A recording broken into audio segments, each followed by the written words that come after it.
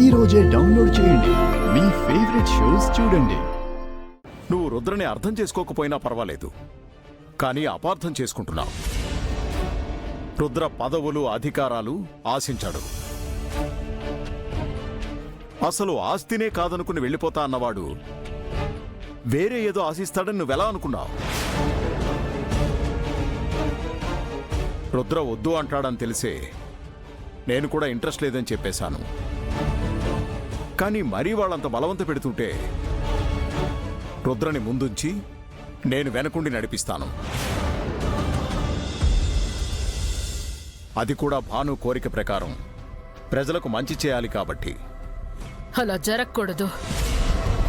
నా భాను కోరిక ప్రకారమే అయితే మీరు వెనక ఉండి నడిపించాల్సింది రుద్రని కాదు, వీరుని.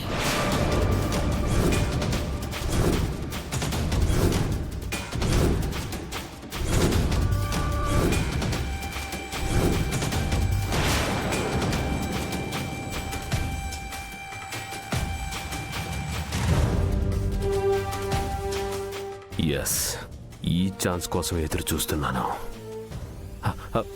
అత్తయ్య గారు, మీరేమంటున్నారు? అవును వీరు, భాను నిలబడదామనుకున్న స్థానంలో నువ్వే ఎలక్షన్లో నిలబడాలి. అది కాదు అత్తయ్య గారు, విజయేంద్ర ప్రతాప్ గారి లెగసీ కంటిన్యూ అవ్వాలంటే రుద్రబాబు నిలబడ్డమే కరెక్ట్. కుదరదు.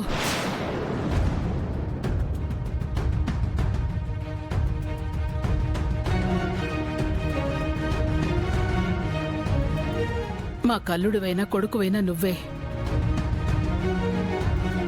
విజయేంద్ర ప్రతాప్ గారి పేరు నిలబెట్టేలా నువ్వే ముందు నిలబడాలి. ఆ హక్కు నీకే ఉంది. అది కాదు.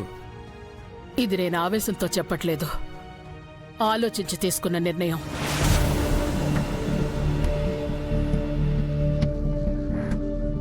మీరంతా కూడా నా నిర్ణయానికే కట్టుబడి ఉండాలి. రాఘవా, వదినా, పార్టీ నాయకులతో చెప్పండి, విజయేంద్ర ప్రతాప్ గారి మద్దతుతో ఆయన అల్లుడు వీరు ఎన్నికల్లో నిలబడుతున్నాడు అని. దీన్నెవ్వరూ కాదనడానికి వీల్లేదు.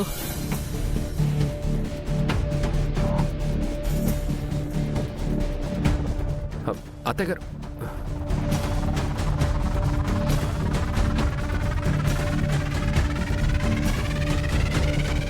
అత్తయ్య గారు ఏదో ఆవేశంలో అన్నారు మావయ్య గారు.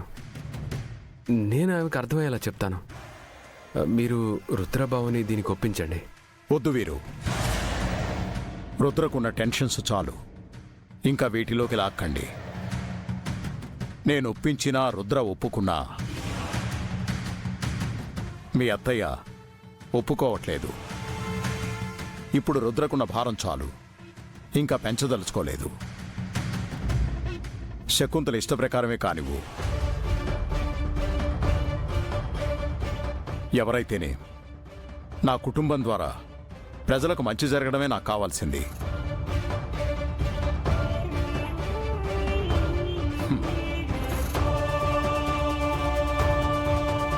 బ్రో చాలా టెన్షన్లో ఉన్నాడు. సడన్ గా ఈ పొలిటికల్ టర్న్ ఏంటి? Something is fishy. Matter divert చేశాడా లేక ఫ్యూచర్లో తనకు అనుకూలంగా ఉండడానికి ప్లాన్ చేశాడా?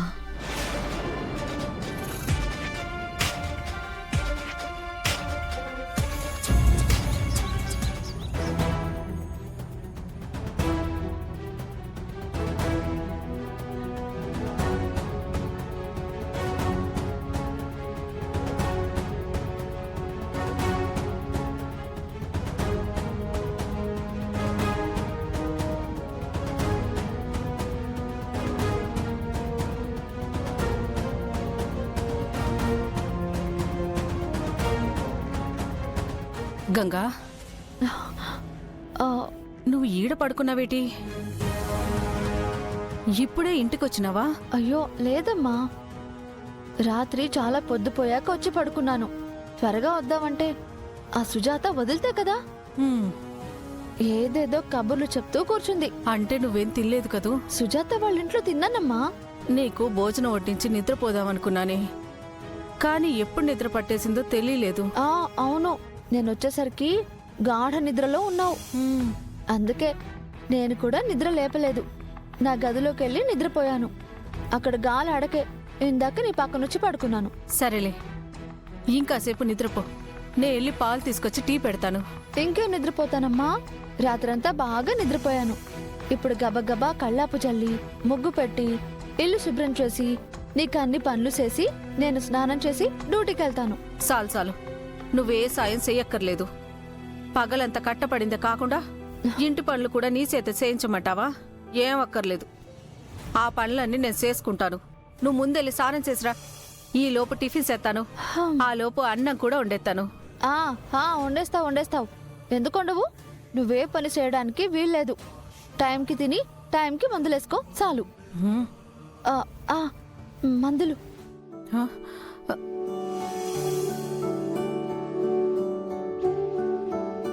మందులా? ఈ కొండానికి డబ్బులు తగిలేసినావా? హ్మ్. అయినా నేను ఆరోగ్యంగా ఉన్నాను చెప్తున్నాను కదా. అమ్మా చెప్పేది పూర్తిగా విను. ఇవేమి నాను డబ్బులు పెట్టి కొన్న మందులు కావు. నాను పనిచేసే చోట ఓనర్ భార్య గవర్నమెంట్ ఆసుపత్రిలో పనిచేస్తారంట. ఆవిడ ఈ మందుల్ని ఫ్రీగా ఇచ్చింది. ఖరీదైన మందుల్ని ఊరికే ఇచ్చినారా? అమ్మా, ఇవి నువ్వు ఇదివరకు వాడిన మందులు కావు. ఇవి కేవలం బలానికంతే. ఆహా. ఆ, అదేంటో అది ఎముకల్లో కాల్షియం పెంచుతాయంట. అంతే. అయినా నీ ఆరోగ్యం బానే ఉంది కదా, పాత మందులు ఎందుకు కొంటాను చెప్పు? ఆ, అవును. ఈ మందులు రోజు వేసుకో. నీకు అస్సలు కాళ్ళ నొప్పులు కీళ్ళ నొప్పులు ఉండవు. సర్లే, వేసుకుంటాను. నువ్వు మాత్రం డబ్బులు అనవసరంగా ఖర్చు పెట్టకు. అస్సలు ఖర్చు పెట్టను. హ్మ్. అసలే నాన్న చేసిన అప్పు తీర్చాలి. నా పెళ్లి కోసం డబ్బులు కూడబెట్టుకోవాలి, కానీ హ్మ్. అస్సలు వేస్టింగ్ ఖర్చులు చెయ్యనంటే చెయ్యను. సరే తెల్లారిపోయింది, నన్ను వాకిలి చెమ్ముతాను. హ్మ్.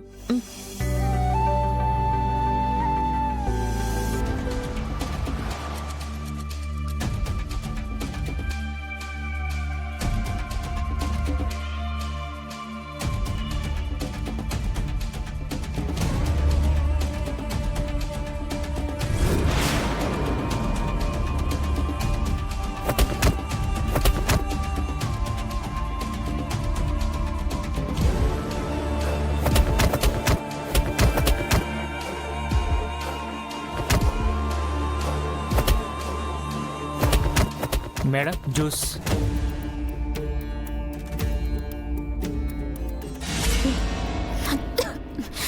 ఇడియట్.